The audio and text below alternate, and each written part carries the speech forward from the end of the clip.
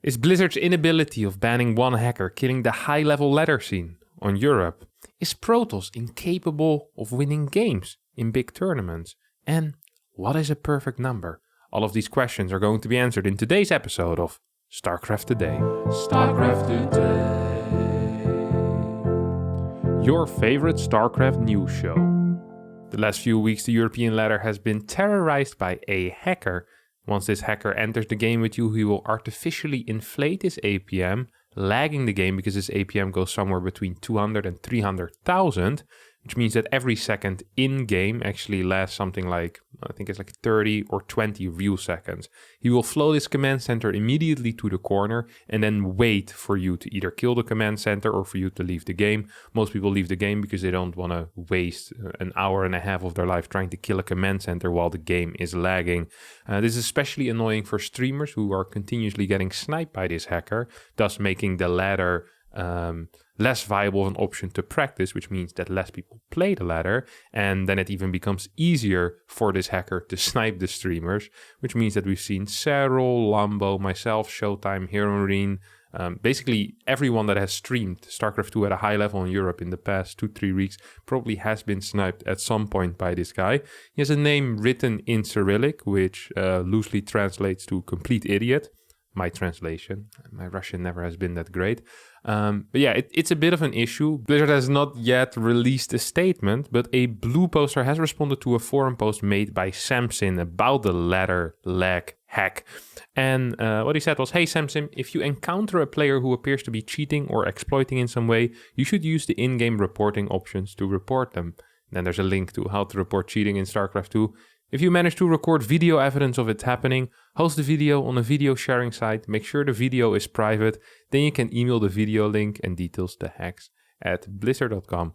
I think all of us perhaps should be sending this Serral clip to hacks at blizzard.com, and let's hope and see if something actually happens. And otherwise, if Blizzard is gonna allow this to run rampant, it actually is actively destroying the high-level European ladder scene, which is generally not a very good thing for the game. Super Tournament continued on this week as last Thursday. We had a decently sized upset, Hero taking out Zest in the round of 16, meaning Zest would not continue on in the bracket. And while Hero, after beating Zest, also wouldn't continue on in the bracket as he met Maru there, who gave him a quick 3-0.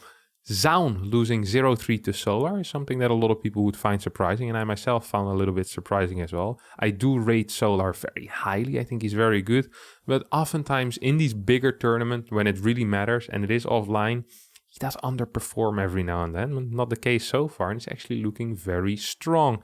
Same time, Cure versus Trap. Cure with the big fat W against Trap. Once again, when it matters, Cure gets the win against Trap with some sneaky build orders, some slick plays, and honestly, a decently sized throw as well out of Trap. Cure managed to advance onto the semifinals. Now, that leaves the semifinals without any Protoss players. That is the same as it was in the DreamHack Winter Season Finals and in the King of Battles, the other premier tournament that we had last week. We actually don't have a single Protoss in the round of 8. This means that a lot of people now are saying that Protoss might be underpowered and we need to buff Protoss, and perhaps Zerg is too strong in this phase and Terran is too strong in that phase. I actually think that Protoss is kind of fine myself, and that we just got a little bit unlucky. Sometimes it is completely possible if you have such a small sample size that things go to crap in 3 or 4 tournaments in a row. Protoss in general has had a pretty good year with Trap winning like 6 premier tournaments, so I am not too worried whatsoever, and neither should you. There also was some progress in the NetEase eSports X tournament, also known as Next. This tournament is the slowest tournament that I have ever seen. They play half a series a day or something like that, and then they wait for 6 days until they play the second series. So this tournament's actually been going on for a week now, and I think we've officially finished 3 groups, playing half a group a day on like 4 days a week. This is, I guess, what happens. I'm not quite sure when this tournament is going to end. I hope it ends before the end of the year, but I'll be reporting on this weekly, so do not worry. Oh, and 2 Protoss managed to advance out of Group A, so that's also good.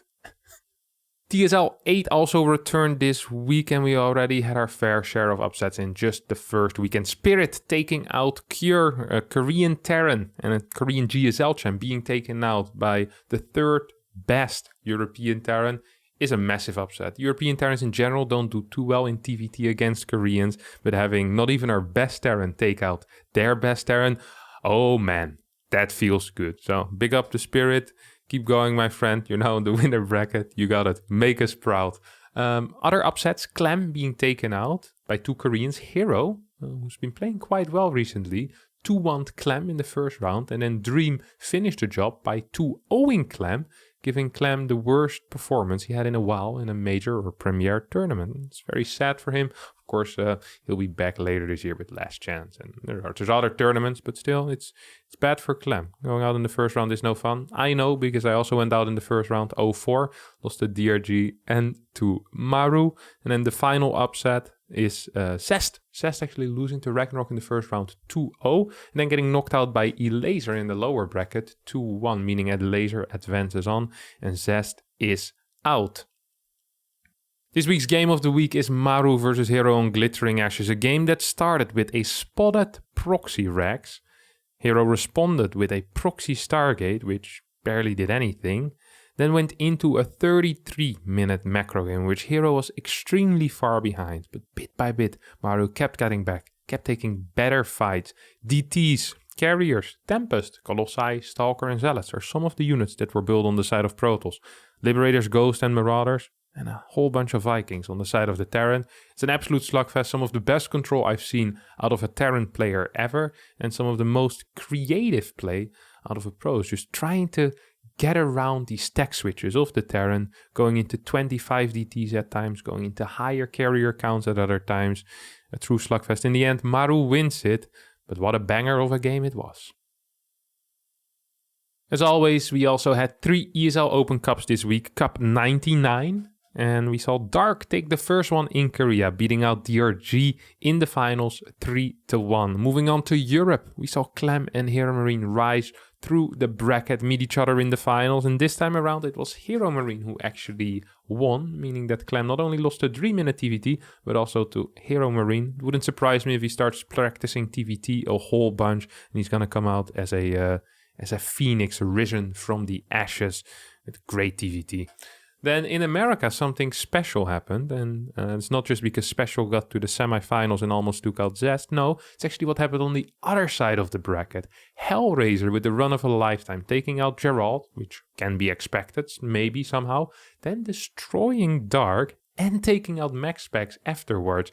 This is a performance that no one really expects, and it didn't really stop there. In the final, he almost managed to take out Zest, lost 3-2, but from Hellraiser, a player who isn't known to be one of Europe's best, to perform this extremely well in the NA EPT Cup, I think is really cool to see. So congratulations to the Ukrainian. I know you didn't win, but in my heart, well, actually, in my heart, you also didn't win, because my heart is very realistic. You're still second place. Good job to Zest for winning it. So we have Zest, Dark, and Hero Marine this week. And 2 Koreans, 1 European. It is what it is, guys. Next week, we'll get him.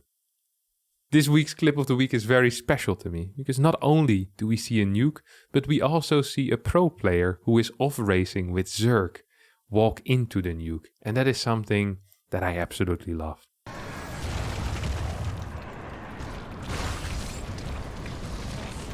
Oh my god.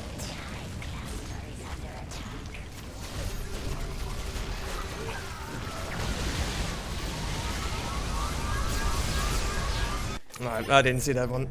A beautiful reaction to a beautiful nuke. Losing 70 supply in 2 seconds is something that you need to experience. Just seeing it doesn't quite do it justice. Anyway, we're only left with one question for today's episode, and that is, what in the world is a perfect number? A perfect number is an integer that is the sum of its proper divisors. And the smallest perfect number is 6, because its proper divisors are 3, 2, and 1. You add these 3 together, you get the 6. Saint Augustine once said about the number 6 is that 6 isn't a perfect number because God created the world in 6 days, but God created the world in 6 days because 6 is a perfect number. And with that deep wisdom, I will leave you for today's episode of StarCraft Today. Thanks so much for watching. I hope you enjoyed it. If you did, don't forget to leave a comment down below and hit the like button. See you all next time. Thanks so much for watching.